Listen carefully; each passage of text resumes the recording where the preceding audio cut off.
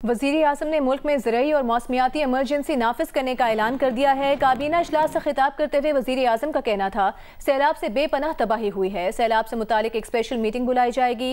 विफाक और सूबों को मिलकर नुकसानात का इजाला करना होगा। मौसमियाती तब्दीली से रातों रात नहीं निमट सकते। वज़ीर आज़म का ये भी कहना था कि हमें आखिरी हद तक जाकर दहशतगर्दी के फितने को ख़त्म करना होगा। सोशल मीडिया पर जहरीला प्रोपेगेंडा किया जा रहा है, अफवाज पाकिस्तान और उनकी लीडरशिप को मतून किया जा रहा है। लोग सोशल मीडिया पर इदारों की तज़हीक कर रहे हैं। वज़ीर आज़म ने कहा कि नफरत कार्ड नाकाबिल कबूल है, प्रोपेगेंडा करने वाले अनासर का मुकम्मल खात्मा करना होगा। आज काबीना मशावरत के बाद क्लाइमेट एमरजेंसी और ज़रई एमरजेंसी उसका ऐलान कर रही है और साथ ही एक कमेटी कॉन्स्टिट्यूट हम कर रहे हैं जनाब एहसन इकबाल साहब की सरबराही में, जिसमें मुतलका वज़रा और मुतलका सेक्रेटरीज होंगे और सूबों के चारों चीफ सेक्रेटरीज होंगे, ताकि इसके ऊपर फिलफौर काम शुरू किया जा सके। आज ये जो हमने ऐलान कर रहे हैं, इसके फिलफौर बाद हम एक मीटिंग बुलाएंगे एपिक्स लेवल पे, जिसमें चारों वज़रा आला और चीफ मिनिस्टर्स और मुतलका ऑफिसर्स होंगे, ताकि इसके ऊपर हम बड़ी अर्क रेजी के साथ गुफ्तगू करके एक पॉलिसी बनाएं। मैंने मिनिस्टर जो क्लाइमेट चेंज हैं, इनकी जो सेक्रेटरी हैं, मैंने इनको जिम्मे लगाया, you have to come up with a programme. ये नहीं कि आप रातों रात जो मौसमियाती जो तब्दीलियाँ उससे हम उसको निपट लेंगे। बहुत बड़े चैलेंजेस हैं, उसमें अकेला पाकिस्तान कुछ भी नहीं कर सकता, सबको मिल कर करना। But he has to come up with a road map. ज़राअत में जो उसकी नुकसान हुआ है, वो उसकी बाकायदा मैंने टास्क लगा दिया। इंशाअल्लाह अर्ली नेक्स्ट वीक सामने आ जाएगा कि आपकी जो चावल, आपका जो मेज़ है, आपका जो गन्ना है, तो आपकी जो कॉटन है, इसमें क्या नुकसानात हुए हैं, इसकी बाकायदा एक असेसमेंट हो रही है। वो इंशाअल्लाह नेक्स्ट वीक मैं काबीना में भी लेके आऊँगा और एक हम स्पेशल मीटिंग बुला रहे हैं, उसमें भी इसको इंशाअल्लाह हम लेके आएंगे। जो कुर्बानी देता है, जो बंदूक के सामने, तोप के सामने जो खड़ा होता है, उसकी कैफियत को कोई नहीं जान सकता। जो लोग आज इस मुल्क के अंदर जहरीला प्रोपेगेंडा कर रहे हैं, जो लोग इस मुल्क के अंदर आज इन कुर्बानियों की जिस तरह तज़हीक कर रहे हैं सोशल मीडिया के ऊपर, उसकी मैं समझता हूँ कि जितनी भी सख्त अल्फाज में मजम्मत की जाए वो नाकाफ़ी है। वज़ीर आज़म शहबाज शरीफ ने कहा है कि अमेरिका के साथ अच्छे ताल्लुकात बनाने हैं, चीन के साथ स्ट्रेटेजिक ताल्लुकात में बेहतरी लानी है। चीन का हालिया दौरा कामयाब रहा, बीजिंग में बिजनेस इवेंट कामयाब रहा, लेकिन अगर फॉलोअप नहीं होगा तो कोई फ़ायदा नहीं होगा। अमरीकी कंपनियों के साथ मादनियात के शोबे में मुआहदे हुए हैं, कौमी तरक्याती मनसूबों में सुस्त रवि बर्दाश्त नहीं की जाएगी। हमारी जो बिजनेस जो कॉन्फ्रेंस हुई चाइना में, तो मैं आपको बिला खौफ तरदीद बता सकता हूँ, इससे बेहतर और इफ़ेक्टिव जो बिज़नेस कॉन्फ्रेंस मैंने नहीं देखी। ये हमारा जो बिज़नेस इवेंट है, ये इंतहाई कामयाब था, लेकिन it's all about follow up. अगर फॉलो अप नहीं होगा तो it will be equal to not, zero. I want to make it abundantly clear, loud and clear, that I will not allow this time around any kind of complacency, any kind of undue delays, which unfortunately has been our history in the last 7.5 decades. हमने America की कंपनियों के साथ MOU sign किए हैं, जो mines and minerals के हवाले से वो इन्वेस्टमेंट्स लेके आएंगे, और ख़ास तौर पर उन एरियाज़ में, जेम्स एंड स्टोन्स में, जहाँ पर एक ख़जाने मदफन हैं, GB में, चित्राल में और बलूचिस्तान में। हमें अमेरिका के साथ भी अच्छे ताल्लुकात हमने बनाने हैं, और चीन के साथ हमारी जो स्ट्रेटेजिक पार्टनरशिप है उसको भी उसमें बढ़ोतरी लेके आनी है, उसको ताकतवर करना है।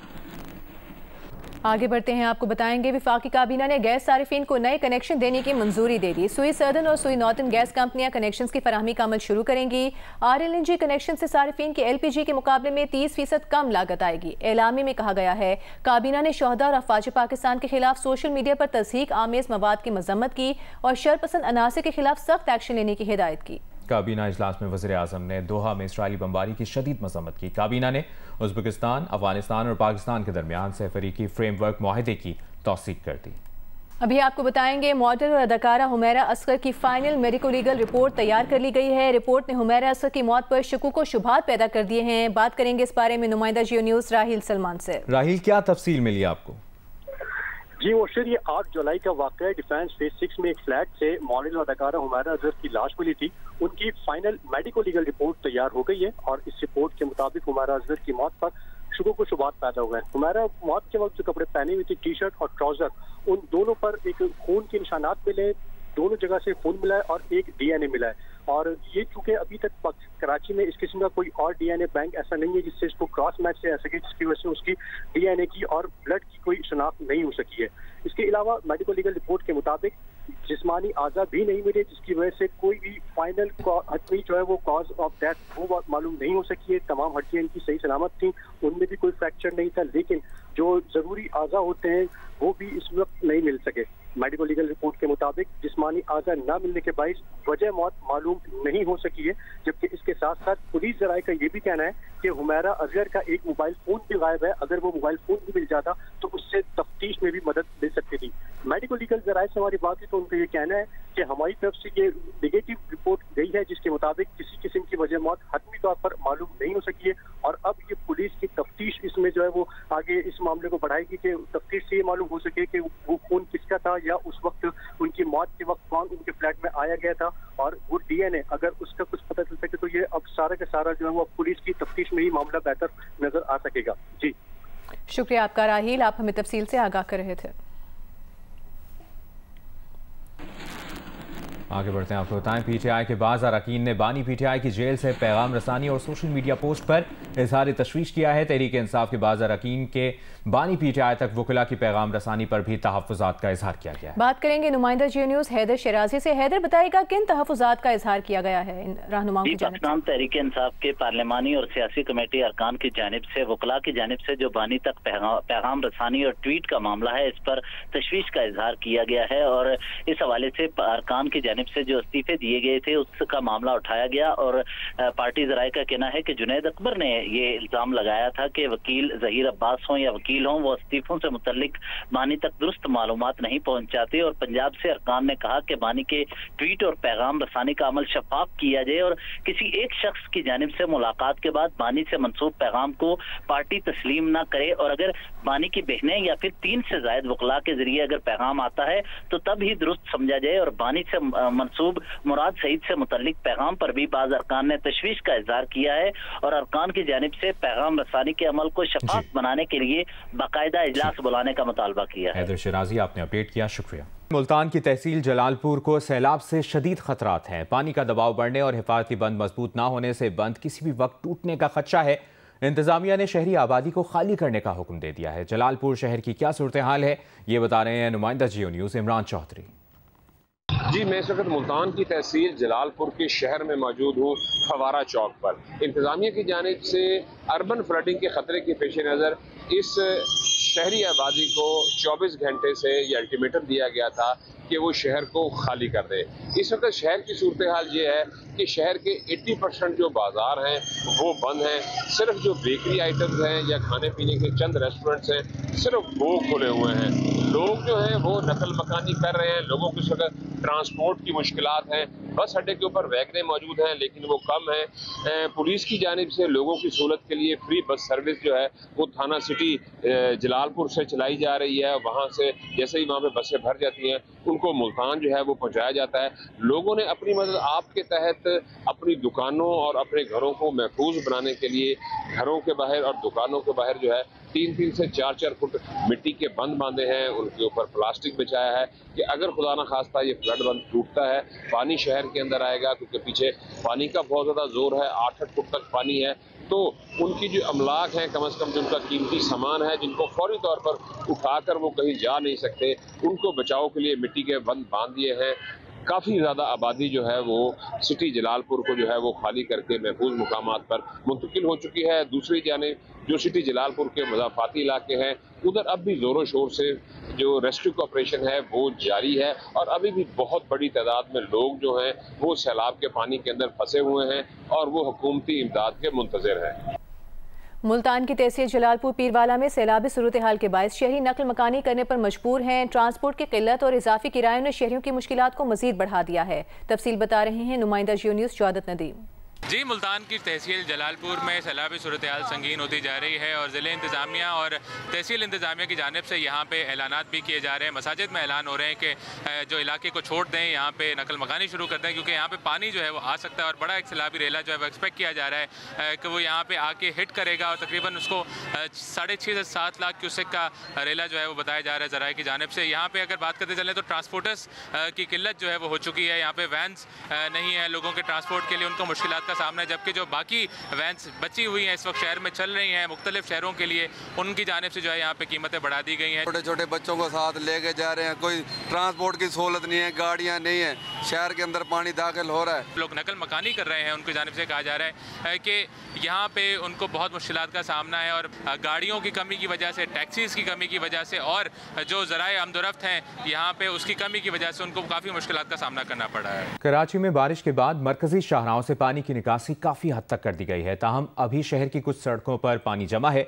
यूनिवर्सिटी रोड पर सफूरा चौरंगी के अतराफ पानी मौजूद है। इसकी तफसील बता रहे हैं नुमाइंदा जियो न्यूज़ दानियाल सैयद। हालिया बारिशों के बायस पानी सड़कों पर मौजूद है और जो रास्ता जामे कराची है महकमे मौसमियात से सफूरा चौरंगी की तरफ आता है, उस सड़क पर पानी पानी है। मेरे कैमरा मैन ज़मीन से कहूँगा कि मनाजिर दिखा सकें कि जो मरकजी शाहरा है यूनिवर्सिटी रोड की सफूरा के मकाम पर मौसमियात से सफूरा चौरंगी जाने वाली उस सड़क पर पानी जो है वो जमा हो चुका है और यहाँ से गुजरने वाले जो अफराद हैं उन्हें मुश्किलात का सामना है। सफूरा चौरंगी और इसके अतराफ की यही सूरत हाल है। न सिर्फ यूनिवर्सिटी रोड बल्कि शहर के दीगर और भी मकामात है। स्कीम कैंचेस की अगर बात की जाए, सड़कों पर पानी जमा है। मरकजी जो शाहरा है कराची की, उनसे तो निकासी आपका काम किया जा रहा है, लेकिन जो उनसे जुड़ी सड़कें हैं उन्हें मुश्किलात का सामना है। कराची के इलाके गडाब खमीस और गोट का रास्ता मुनक़ता है। रास्ते पर पानी का रेला गुजर रहा है। तफसील बता रहे हैं नुमाइंदा जियो न्यूज़ काशिफ मुश्ताक।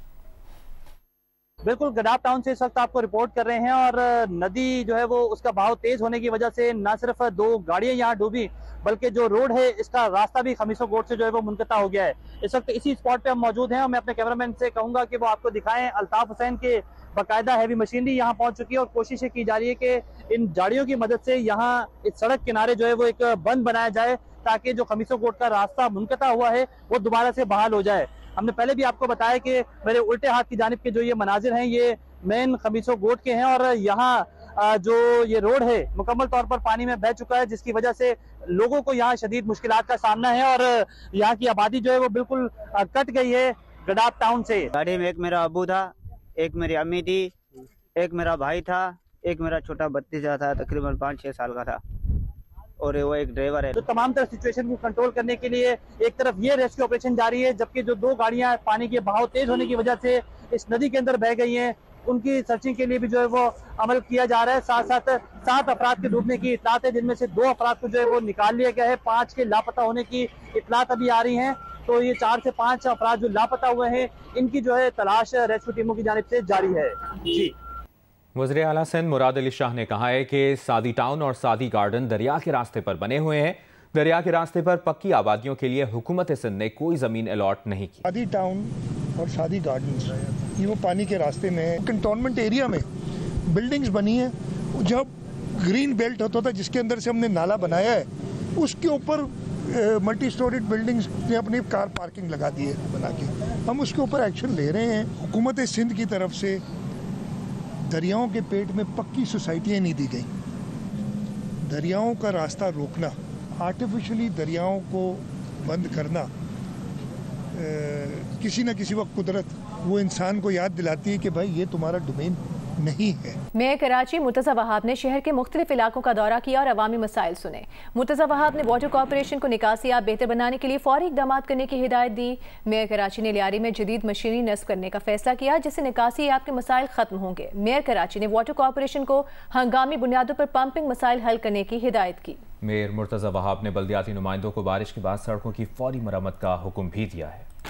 वज़ीर आला खैबर पख्तूनख्वा अली अमीन गंडापुर ने कहा है कि 9 मई के बाद से आज तक उनका पासपोर्ट ब्लॉक है। अगर जिरगे में अफगानिस्तान जाना पड़ा तो कैसे जाएंगे? जियो न्यूज़ से गुफ्तगू करते हुए अली अमीन गंडापुर का कहना था कि पासपोर्ट के लिए अप्लाई किया है लेकिन अभी तक उन्हें नहीं मिल रहा। अफगानिस्तान में जिरगे में शिरकत के लिए पासपोर्ट जरूरी है। अली अमीन गंडापुर ने कहा कि बानी PTI से मुलाकात की भी इजाजत नहीं दी जा रही।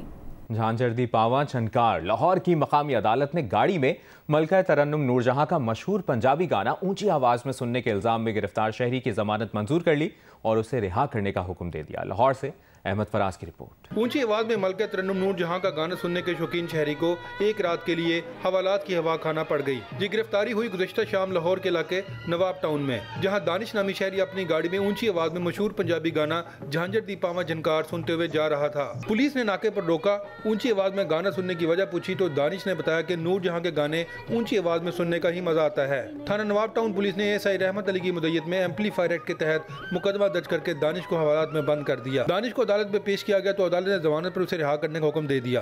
अहमद फराज, जियो न्यूज़, लाहौर।